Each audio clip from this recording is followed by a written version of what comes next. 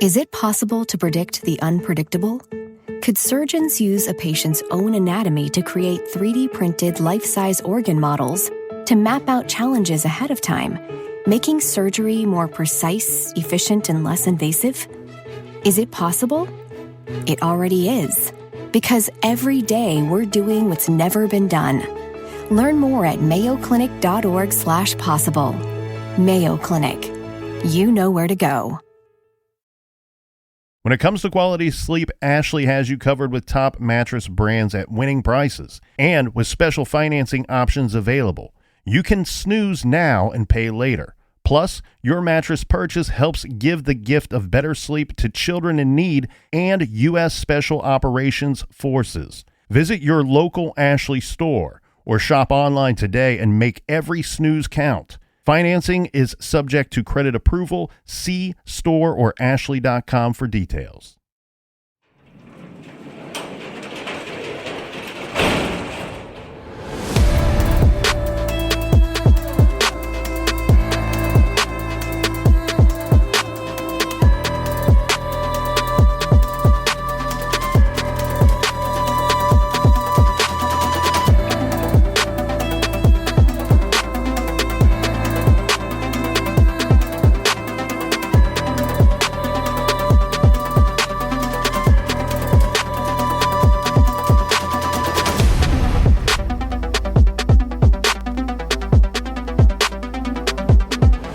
Welcome to True Crime Garage. Wherever you are, whatever you're doing, thanks for listening. I'm your host, Nick, and with me, as always, is a man who was very, very close to becoming the king of Australia. Ladies and gentlemen, the captain. I got my Vegemite sandwich. It's good to be seen and good to see you. Thanks for listening. Thanks for telling a friend.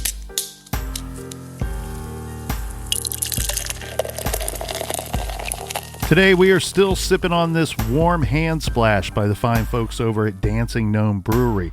This is a double delicious I to the P to the A, ABV, 8% garage grade, 4.5 bottle caps out of 5.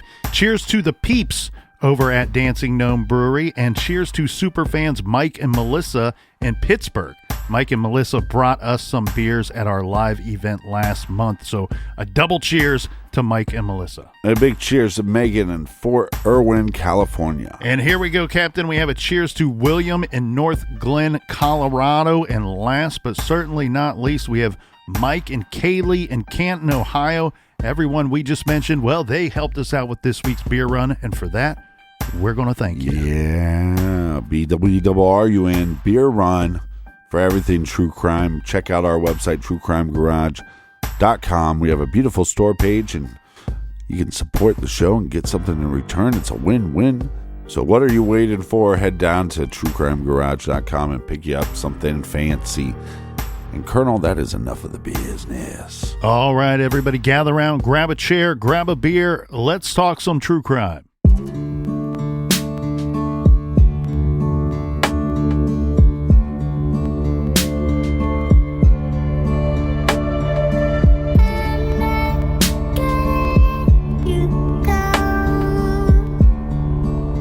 In part one, we discussed the disappearance of 34-year-old Micah Holsonbake, the disappearance of 20-year-old Baylee Despot, and the drive-by shooting of murder victim age 38 James Kulstad.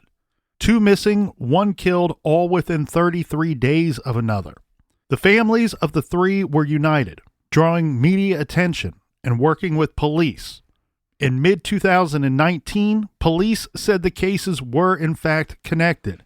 After the horrific discovery of the arm inside the duffel bag, murder victim Micah, his father Lance Holsonbake, said that the family thought that they would feel better once they knew what happened to Micah, but the knowledge that he was dismembered was hard to take. His mother Cheryl said, quote, "Really difficult to not only know that your child was killed, but that someone thought so little of them that they dismembered them and threw them out like trash." And the other question is, they're not able to tell us whether he was dismembered when he was alive or post-mortem. 1 year after she last heard from her daughter Baylee, Jane said, quote, "I cry more. I go to counseling. It's just hard not knowing where your kid is and thinking she's possibly chopped up like Micah, end quote. And James's mother said that the three moms had become very close during their time together and they lifted each other up. The three had lobbied the Kern County Board of Supervisors to fund the secret witness program of the Kern County Sheriff's Office to facilitate anonymous tips. Jane was determined to find her daughter Baylee and suspicious of Baylee's boyfriend that she was living with, Matthew Queen. Jane was right to be concerned and suspicious. As just mentioned, Queen had 2 pending criminal cases against him at this time, and both were for being a felon in possession of a firearm.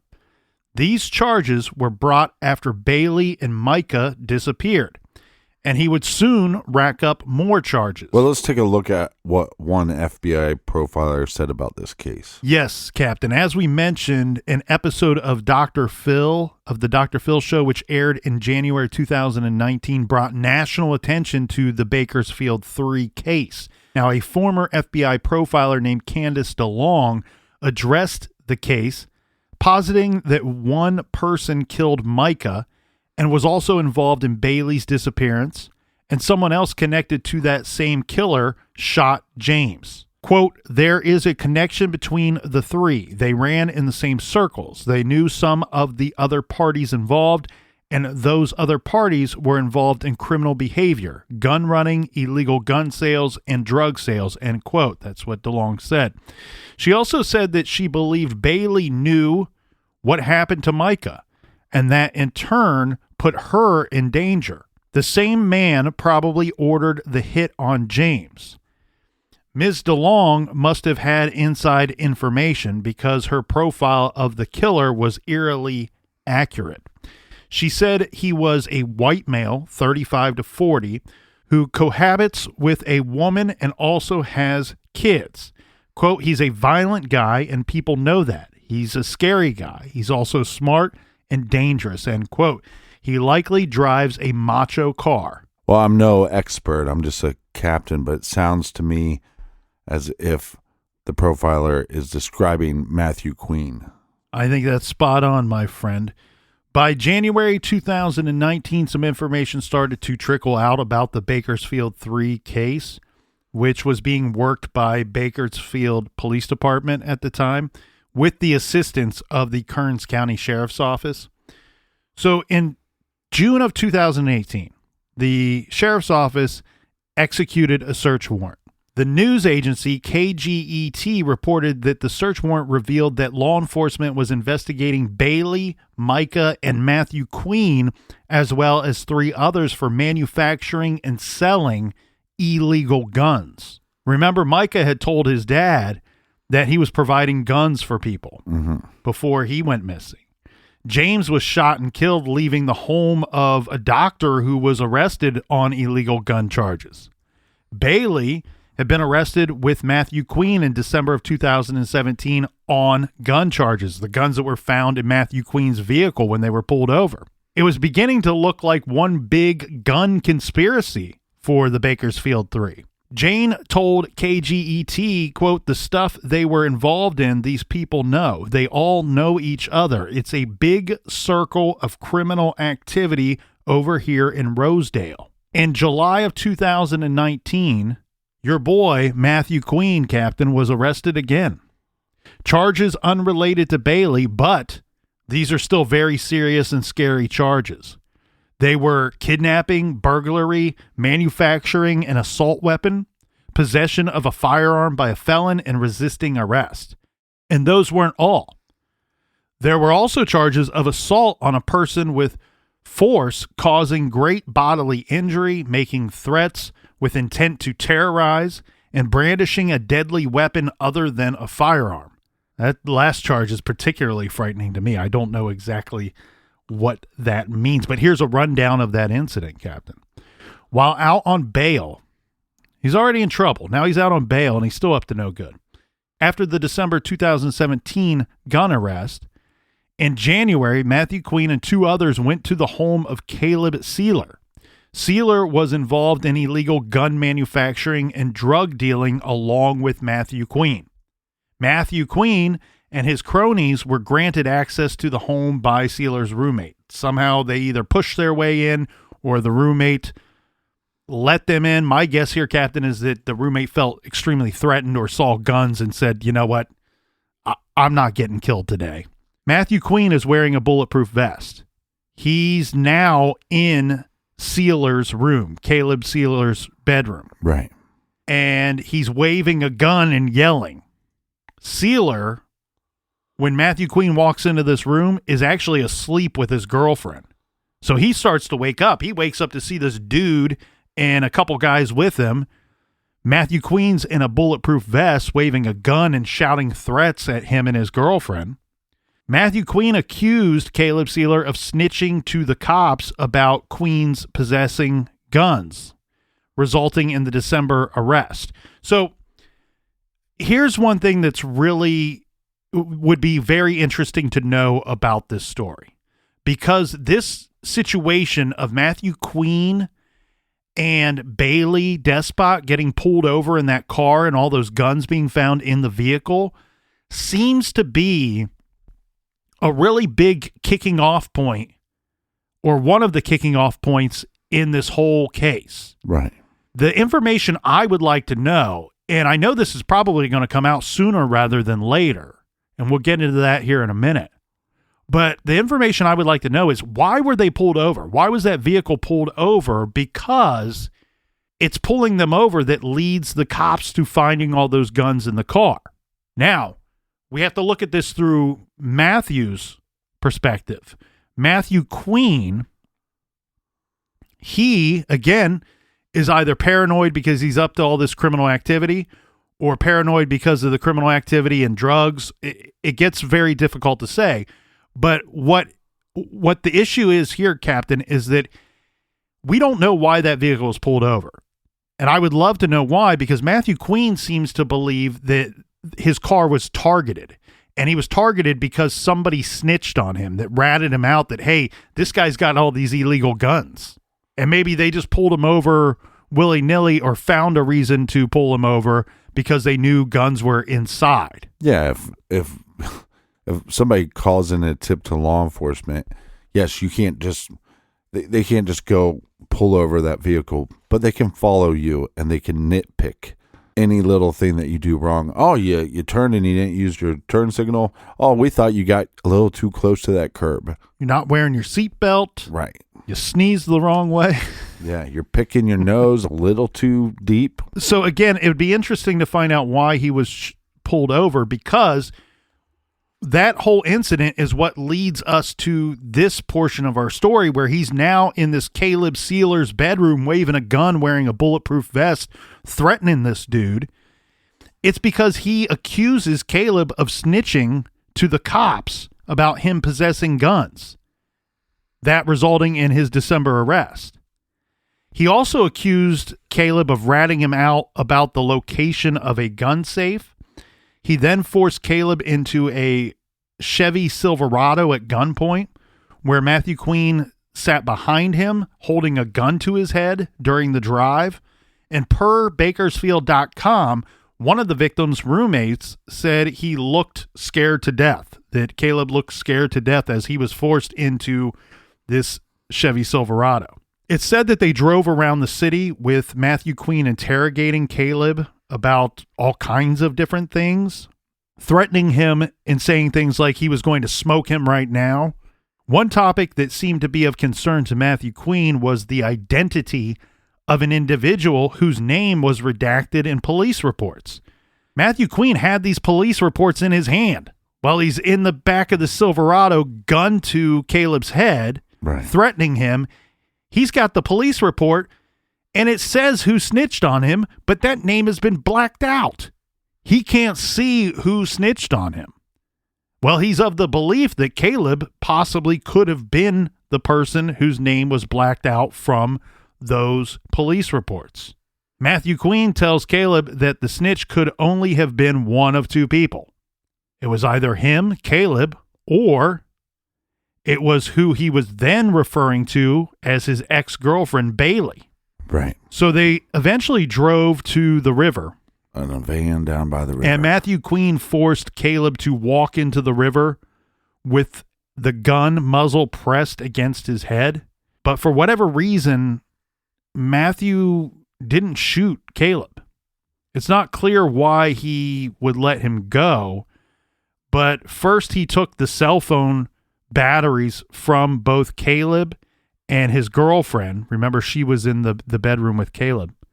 He took the cell phone batteries out of both of their cell phones.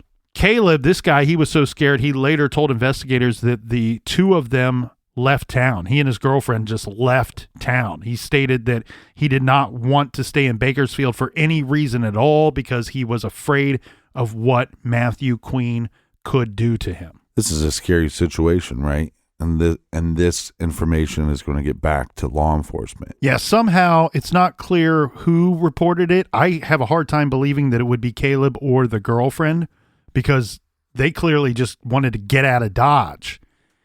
And it may be fact, it may be the truth that somebody else filed this report and later police found Caleb and or the girlfriend and interviewed them at that time. But somehow this whole kidnapping, threatening to kill Caleb story makes its way to the police. And in July, the police decide, well, we're going to go talk to this Matthew Queen guy about this specific incident. So when they showed up at a construction site that Matthew Queen was working at, he sees police. He decides to run. He's jumping fences and scrambling over obstacles. We have pieces of the charging documents here that say he, being Matthew, right, disregarded numerous commands from officers, climbed over several fences onto the roof of a business, and ultimately entered the river, where he continued to ignore officers' commands for more than 1 hour. It almost sounds like a little bit of a standoff here, right, Captain?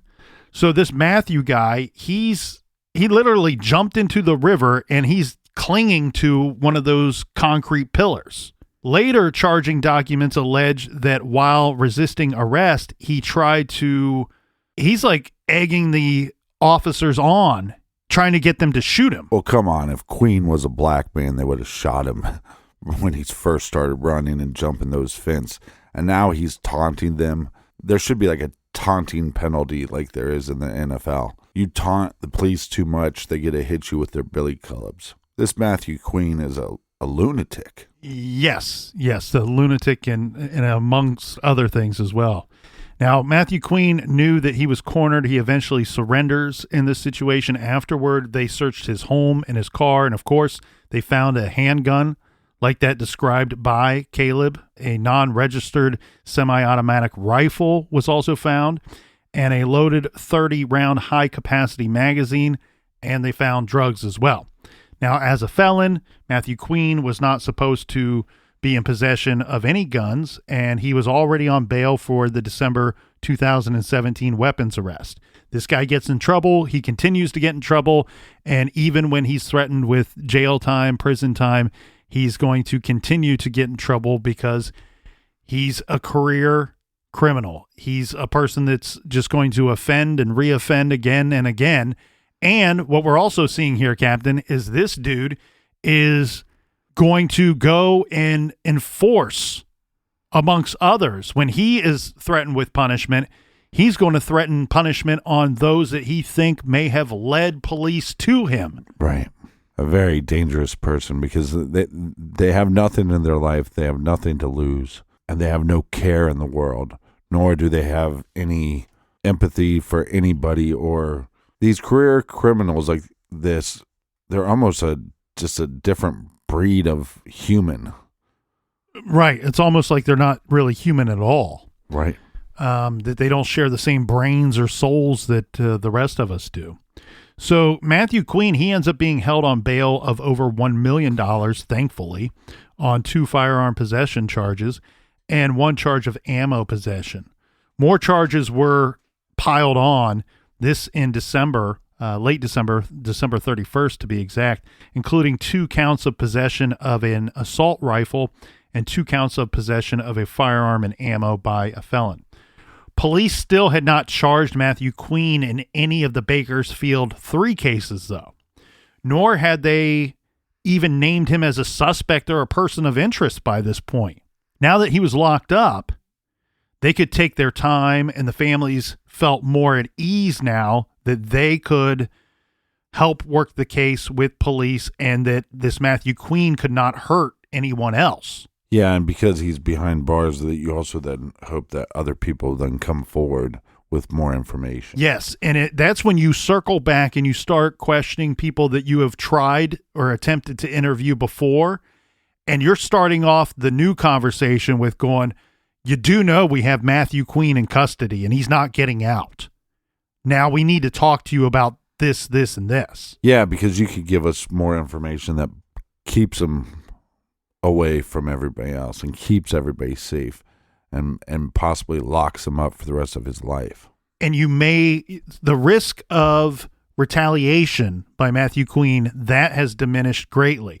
Now, the problem, though, Captain, that the uneasy feeling that many are still going to have is clearly what we're seeing here by this point in our story. It's obvious to everyone that a lot of these people are running in these circles that involve a lot of criminal activity. And so you have Matthew Queen, who obviously seems to be some kind of enforcer, some kind of psychopath, but he might not be the only one within these circles that you need to be afraid of. So it's just really a horrible, horrible situation that no one would want to find themselves in the middle of. In May of 2020, there was a huge announcement from the Kern County's DA's office, a massive investigation including DNA testing, cell phone triangulation, wiretaps, prison call recordings, multiple search warrants, social media review, and scores of interviews resulted in many criminal charges. Here is the press release in its entirety. On Wednesday, May 27th, 2020, District Attorney Cynthia Zimmer was joined by Bakersfield Police Department Chief Greg Terry in announcing the filing of first-degree murder charges against Matthew Queen and Baylee Despot for their alleged roles in the 2018 killing of Micah Holsonbake.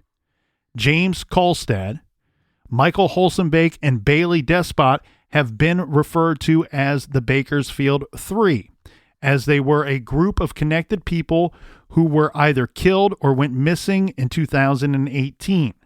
The murder charges are part of criminal filing that includes 34 criminal charges encompassing alleged criminal conduct that ranges from December 2017 through July of 2019. In addition to the alleged first-degree murder of Holsonbake, Matthew Queen and Baylee Despot are both charged with a conspiracy to murder and torture Holsonbake, as well as with the actual torture and kidnapping of Holsonbake. Despot and Queen are also jointly charged in with the unlawful manufacturing of assault weapons. The majority of the additional charges pertain to Queen and include criminal threats, kidnapping, assault with a firearm, and other unlawful weapons charges. Although Baylee Despot has been reported missing since 2018, there is no known physical evidence that definitively confirms her possible death. As a result of the filing of charges, an arrest warrant will be issued for Baylee Despot's arrest. Matthew Queen is already in custody and will be arraigned on new charges. Some of the filed charges against Queen are duplicative of several filed cases for which he is already in custody awaiting trial. The filing of this case incorporates all of Queen's pending charges into the current filed case.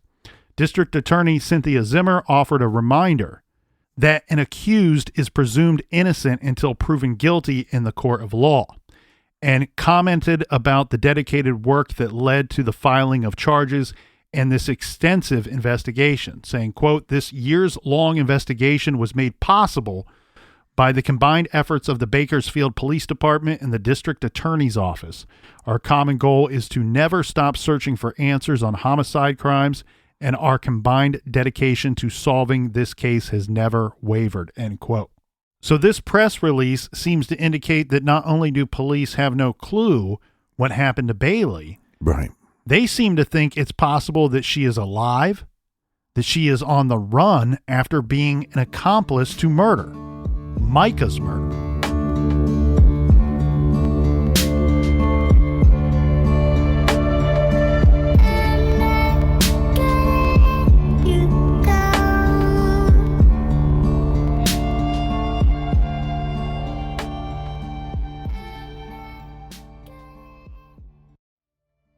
This show is sponsored by BetterHelp. Do you look forward to the holidays? Maybe you struggle with seasonal blues. This time of year can be a lot, and it's natural to feel some sadness or even anxiety about it. But adding something new and positive to your life can counteract some of those feelings. Therapy can be a bright spot, something to look forward to make you feel grounded, and to give you the tools to manage everything going on. If you're thinking of starting therapy, give BetterHelp a try. It's entirely online, designed to be convenient, flexible, and suited to your schedule. Just fill out a brief questionnaire to get matched with a licensed therapist and switch therapists at any time for no additional charge. Find your bright spot this season with BetterHelp. Visit BetterHelp.com/garage today to get 10% off your first month. That's BetterHelp, HELP.com/garage. Is it possible to predict the unpredictable? Could surgeons use a patient's own anatomy to create 3D printed life-size organ models to map out challenges ahead of time, making surgery more precise, efficient, and less invasive? Is it possible? It already is, because every day we're doing what's never been done. Learn more at mayoclinic.org/possible. Mayo Clinic. You know where to go. Rosetta Stone is the language learning program with a lasting impact. I've been using their app to learn French, and it's not just about memorizing words, but actually having real conversations. And it's not just French. They offer 25 languages. Right now, Rosetta Stone has an awesome holiday deal, 50% off their lifetime membership. Every language, unlimited access forever. For anyone keen on diving deep into a new language, check out rosettastone.com. It's a game changer.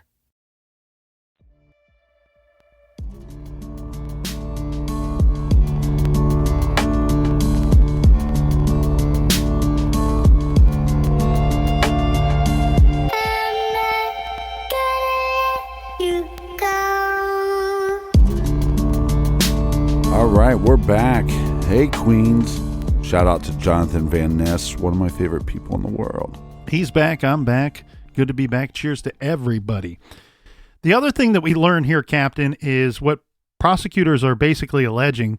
Well, we learned a couple things. Don't do drugs. Don't sell illegal weapons. Don't be friends with somebody that sells illegal weapons. Don't be friends with somebody that sells illegal drugs. The prosecutors are alleging that Matthew Queen procures and manufactures AR-15s using, connections that he has and equipment at his disposal. Baylee's being involved with him and possibly advertising that this guy's making and selling weapons. And Micah is the one that is believed to have actually sold these weapons, or at least some of them. Now, this is going to bring us to another person who ultimately is a third defendant, because remember, the state is charging Matthew Queen and missing Baylee Despot both with murder charges. So those are two defendants. Right. Now we have a third defendant, and his name is Matthew Vandy Castile, who was also charged with kidnapping and conspiracy. Prosecutors allege that Vandy Castile was part of a criminal enterprise with Matthew Queen, with Micah, and with Baylee. They were illegally manufacturing guns, including AR-15s, and, as you said, selling drugs. Now, when this guy was charged with conspiracy in connection with Micah's murder, Well, Matthew Van Castile struck a deal with prosecutors. He spoke to detectives while in Wasco State Prison, serving time on unrelated charges. Here's what he had to say about what happened to Micah and what happened to Baylee. This is all according to KGET, who we've cited multiple times, who we've said have done gangbusters work on this very complicated case. They found the following through court documents, and it says that Micah Holsonbake was in way over his head. He was dealing cocaine, according to informants, and he was also in debt to various dangerous groups like the Hells Angels and, air quotes, the cartels. He had made some seriously dangerous enemies.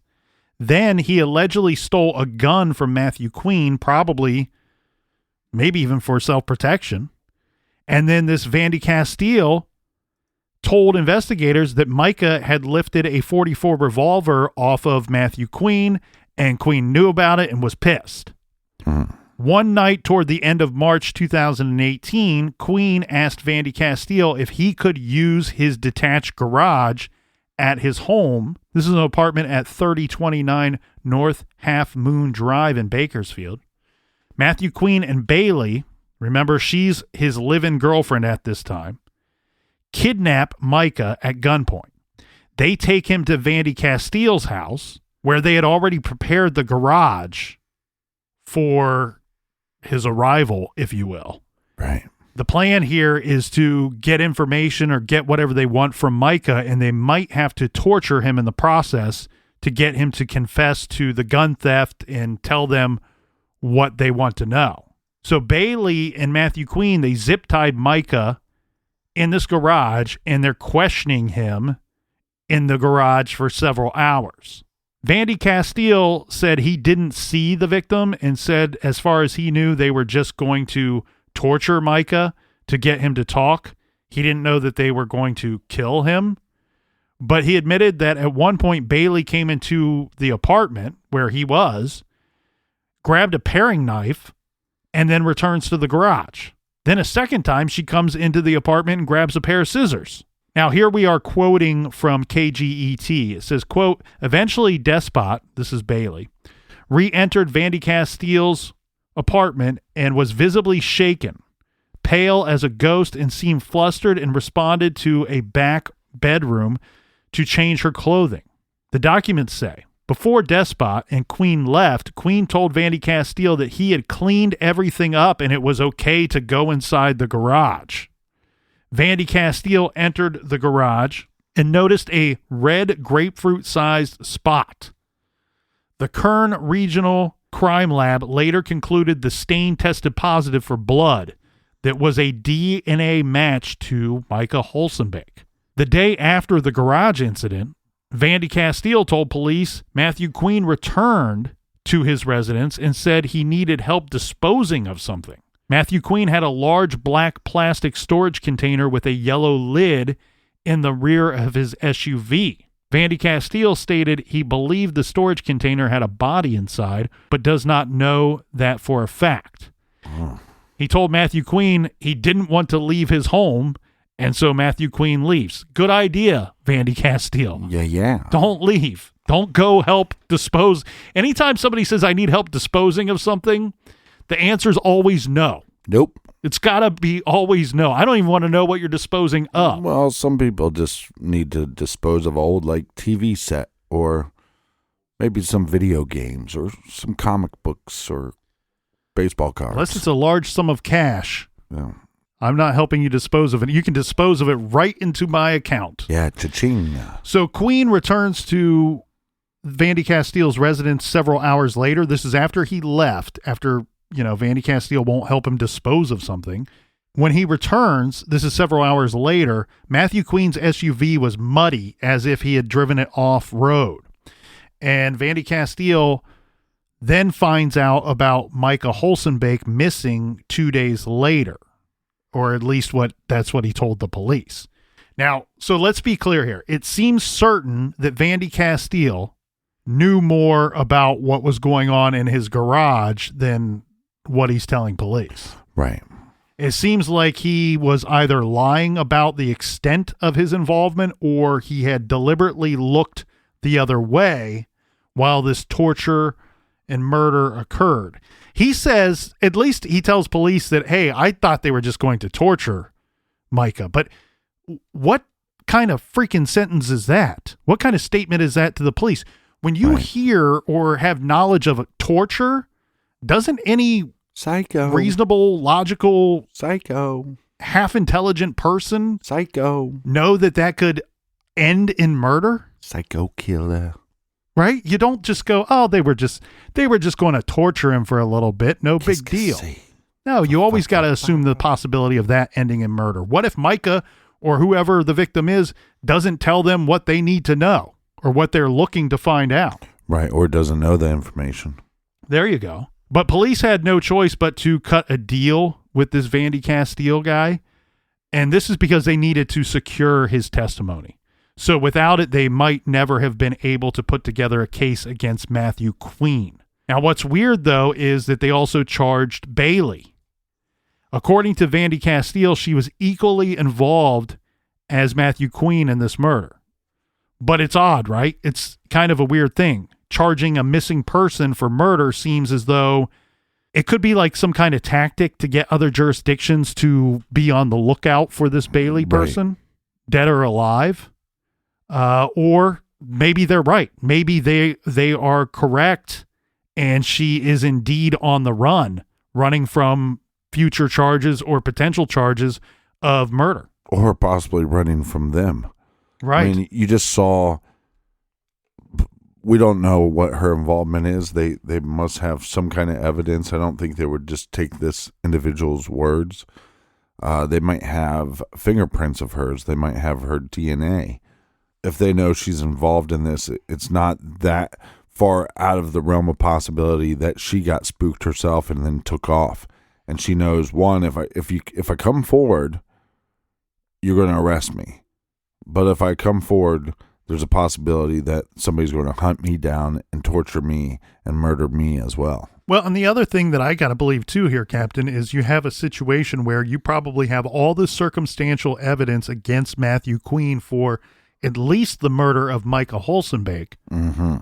But if your number one weapon for putting this guy away is Vandy Castile's testimony, well, according to what he's telling you, is that he not only witnessed Matthew Queen there in his detached garage, but he also witnessed Baylee there as well. So if that's going to be your number one avenue for putting this guy away, well, you're going to need to imply that on the other person that he's saying was present as well. Right. Because if we're going to have a jury believe his story, well, then we need to believe his story. And if we, law enforcement, believe his story, then we better be charging everyone that he's naming as guilty parties. So, of course, a warrant was issued for her arrest, for Baylee's arrest. But knowing what we know about Matthew Queen and what violent, dangerous piece of shit this guy is, it's really difficult for me to believe that Baylee got to walk away. I agree. And remember, we have this other guy, Caleb Sealer, who's saying when Matthew Queen was threatening me, he had police documents. He had the incident report that had a name blacked out of the person that ratted on Matthew Queen. And this name is blacked out, and Matthew Queen is telling Caleb as he's threatening him, gun to the head, standing in the river, like, dude, all I got to do is pull this trigger, and right where you drop is right where the body will be disposed of. You will fall right into the river, and hopefully the current will take you away. That's a pretty big threat. We have this individual saying to police that Matthew Queen told me that the name could only be one of two people, me or Baylee. So very difficult to believe that Baylee got the opportunity to walk away here, or that Matthew would let her walk away. And I think that a lot of this stuff that we've already discussed is indications that he didn't let her walk away. Well, and like you said, I mean, they're suspicious of her, but we have no evidence that she's still alive. They obviously don't have, law enforcement doesn't have any evidence that she's dead, but that's where I'd lean towards. And you're right. They also don't seem to have evidence that she's alive either. So according to KGET, Baylee was freaked out by the murder of Micah, which she either witnessed or actively participated in. And Matthew Queen was worried that maybe Baylee was going to crack and rat him out. And then we have Vandy Castile, who's going to testify against Matthew Queen. He's telling police that everyone, including Matthew Queen, believed that Baylee was a snitch and that she cooperated with law enforcement in connection with the December 2017 case, right, where she and Matthew Queen were arrested on those firearms charges. So this Vandy Castile guy stated that after the murder, Baylee started falling apart mentally, and Matthew Queen probably thought she could not be trusted. Vandy Castile told police he believed Baylee was disposed of because she knew what had taken place in Vandy Castile's garage. Matthew Queen denied any involvement in Baylee's disappearance, and it's not just that he said, "I didn't do it." He told investigators that Baylee had cartel connections through her father and that they probably did something to her. And he suspected her of working with law enforcement, he said, perhaps turning on him. But he's not saying that she went into like some witness protection program. He's saying that she had some connections with the cartel. And once everybody figured out that she snitched on everybody, that somebody murdered her because of that. Exactly. He's not giving any hope that she's alive. In fact, he's saying that his belief is that she's dead, but somebody else killed her. You know, when you see these shows like Ozark, you just don't think this stuff is real. And this is a real life case that this could be a Netflix series. And a very recent case too, as well. Yeah. And so these charging documents that we went through, they contain some more information about what possibly happened to Micah. Because remember, at this point, we only have the arm recovered in the duffel bag. So according to some informants, his body was largely dissolved in acid. Others reported that he was buried somewhere outside of Taft. And remember how we said it seems likely that Vandy Castile probably knew more or was more involved than what he's telling police? Well, according to KGET, detectives searched Vandy Castile's Gmail account and found it contained searches during the week of Holsonbake's disappearance for lye chemical formula or lye for sale and how long does it take to dissolve a human body. Specifically, Vandy Castile, or, of course, someone with access to his computer, searched how long does it take to dissolve a human body. Could you imagine being this type of individual and then deciding that you need a Gmail account? Okay, let's, how about guns, drugs, boats, and hoes at gmail.com? Well, these charging documents also seem to imply that Micah was not just killed over this little beef between him and Matthew Queen about a stolen gun. Rather, it seems possible that Matthew Queen was working for someone else, or at least acting on behalf of someone else when he took Micah out. And this, again, per reports, says several people told investigators that Holsonbake was dealing a large amount of cocaine, the court filings say, and a couple witnesses surmised that he was killed over drugs and that there was cartel-type involvement. So, I mean, who knows how big this thing could get? According to several witnesses, Matthew Queen had quite the reputation. That's, I mean, I think it goes without saying at this point. Understatement. Right. I guess he was known as the boogeyman of Bakersfield. Booger. Everyone agreed that he was dangerous, terrifying, and not to be messed with. And ABC 23 reports that witnesses told investigators that Micah was afraid of Matthew Queen and that Matthew Queen may have kidnapped and threatened Micah in the past before he was kidnapped, tortured, and then murdered. So a separate incident. So one witness says that in early 2008, she and Micah were hanging out at her mom's house. Matthew Queen shows up, picks them up, but instead of driving them to his house, as I guess the plan was, he takes them to an orchard out in the sticks somewhere off of Renfro Road. For a nice date. She knew that Matthew Queen had a beef with Micah.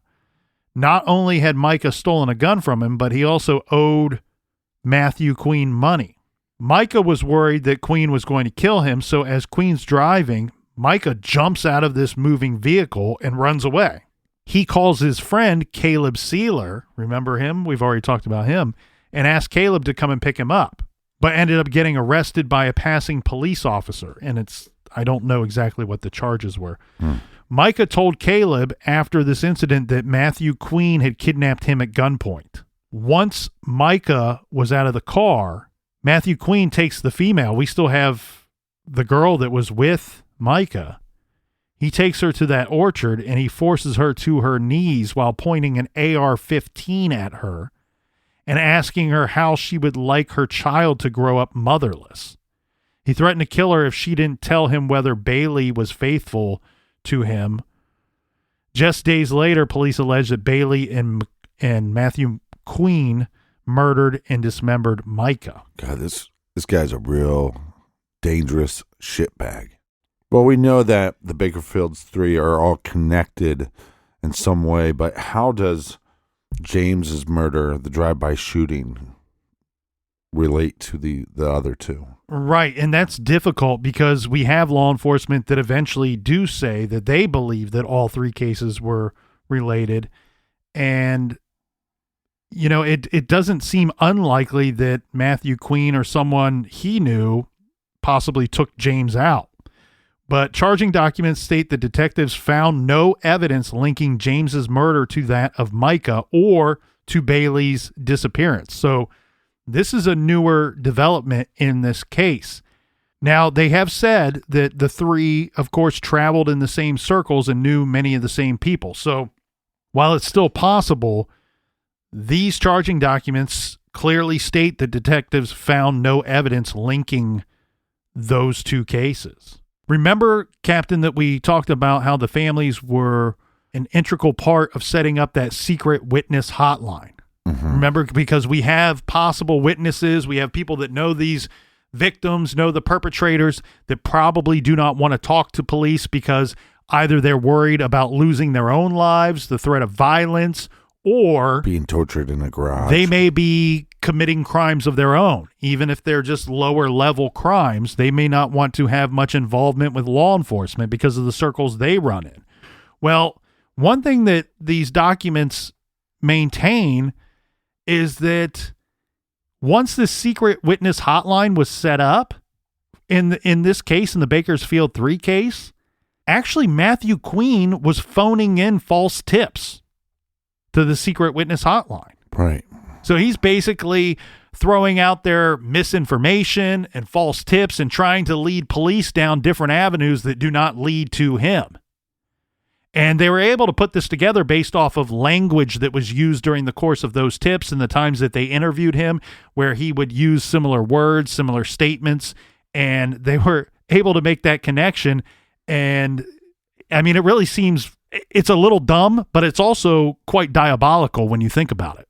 It's this career criminal, this enforcer, this person that's going to retaliate against you, and he's going to go to all these efforts to cover up his crimes. Look at the efforts that were made in the Micah Holsonbake case.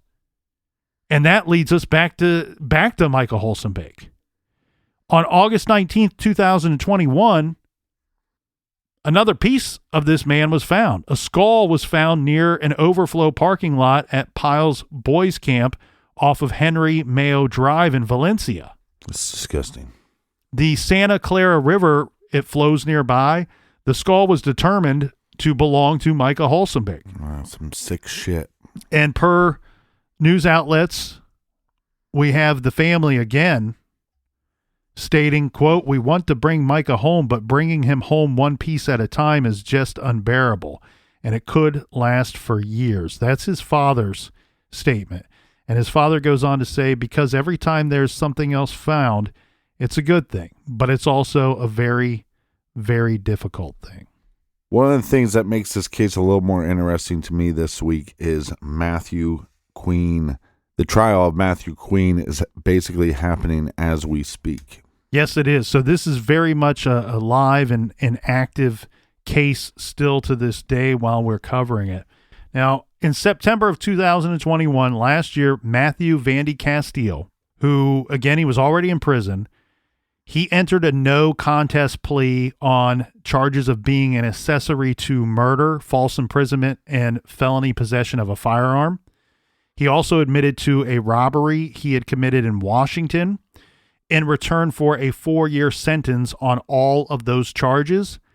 And remember, he agreed to testify at the upcoming trial of Matthew Queen, the trial that it has either started by the time this hits your earballs or it is in the process of starting. So we will be interested to hear what Matthew Vandy Castile's testimony is against Matthew Queen. Now, Caleb Sealer, the guy that was threatened by Matthew Queen at gunpoint, he's in his own trouble. And this is because he was engaged in all kinds of illegal activities with Matthew Queen. In October of 2021, he pled no contest to possession of a firearm by a felon. And in June of 2021, this is stemming from an incident in June of 2021 when probation officers found a short-barreled AR-15 style rifle, 2 9mm handgun frames, 2 silencers, ammunition, and high-capacity magazine in Caleb's home.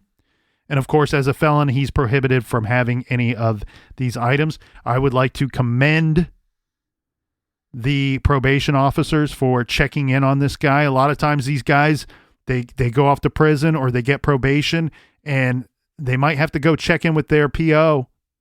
But a lot of times the POs are not doing house checks. And I don't know what exactly led the probation officers to Caleb in this incident, but I like when I hear that POs are going to the individuals out on probation, going to their homes and checking in on them in their own setting.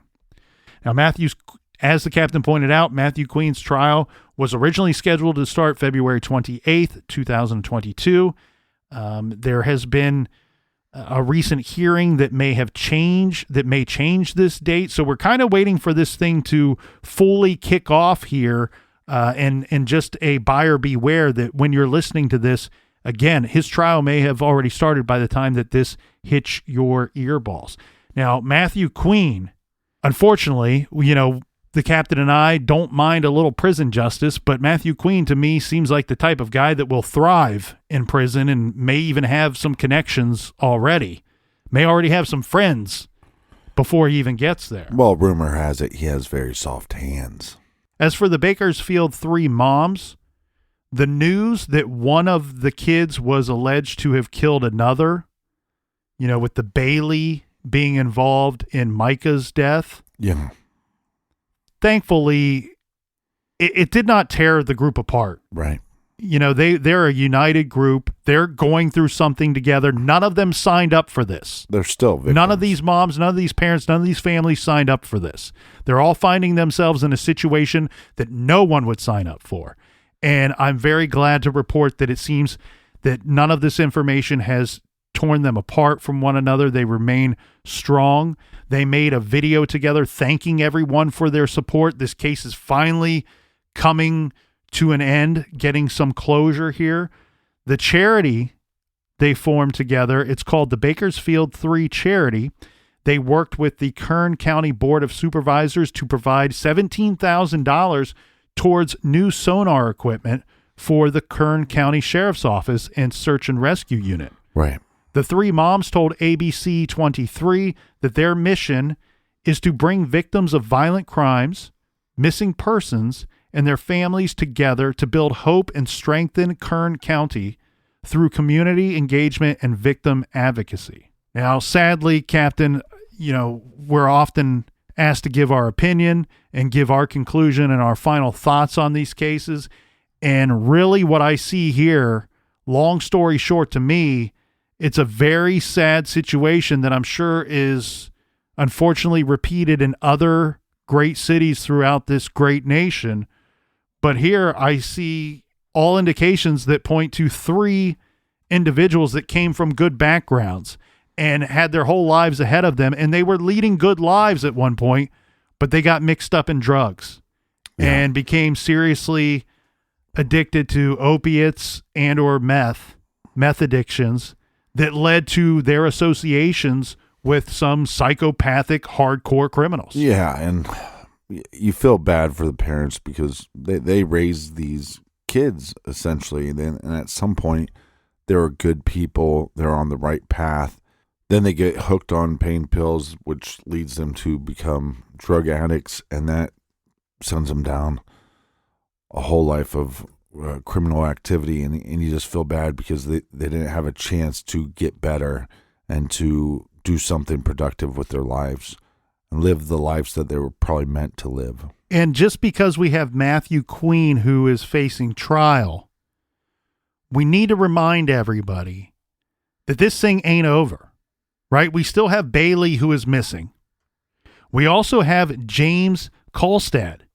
No one has been charged in his murder. So the police still need your help, still need information from the public. And look, I'm not the sharpest tool in the shed, but it's easy for me to suspect that there's probably other individuals that are involved in this overall situation. But you're a tool. And again, a lot of those individuals, as you've seen, as we go through name after name after name, they're all involved in lengthy months and years of criminal activity. There's a lot of bad people in this story, and the police still need your help. This community needs your help in getting these bad people off of the streets. So if anybody has any information, this case is not over. James Kulstad's murder, not solved. Nobody charged. The secret witness hotline is still available for you to submit information. There is a reward in this case, and I urge anybody with information, now's the time to come forward. The threat has diminished. The threat is a lot less than it used to be. Please call 661-322-4040.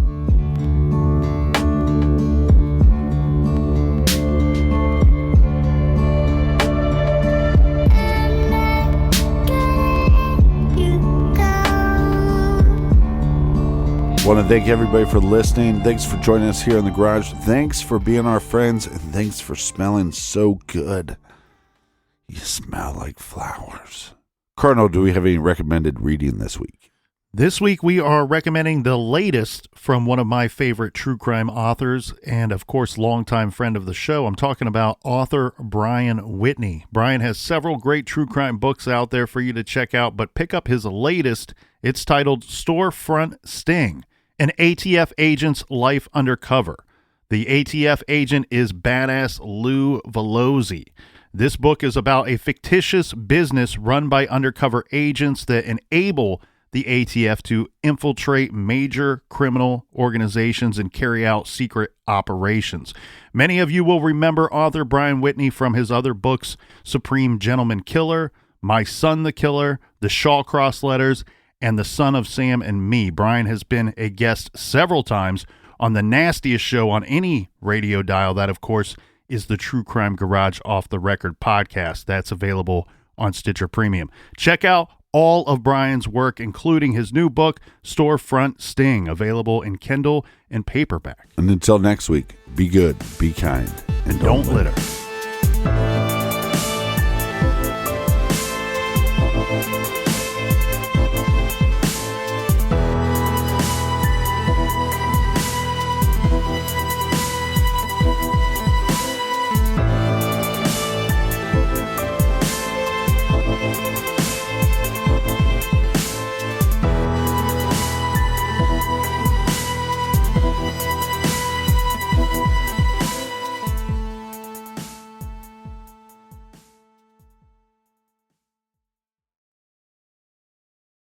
Is it possible to predict the unpredictable? Could surgeons use a patient's own anatomy to create 3D printed life-size organ models to map out challenges ahead of time, making surgery more precise, efficient, and less invasive? Is it possible? It already is, because every day we're doing what's never been done. Learn more at mayoclinic.org/possible. Mayo Clinic. You know where to go.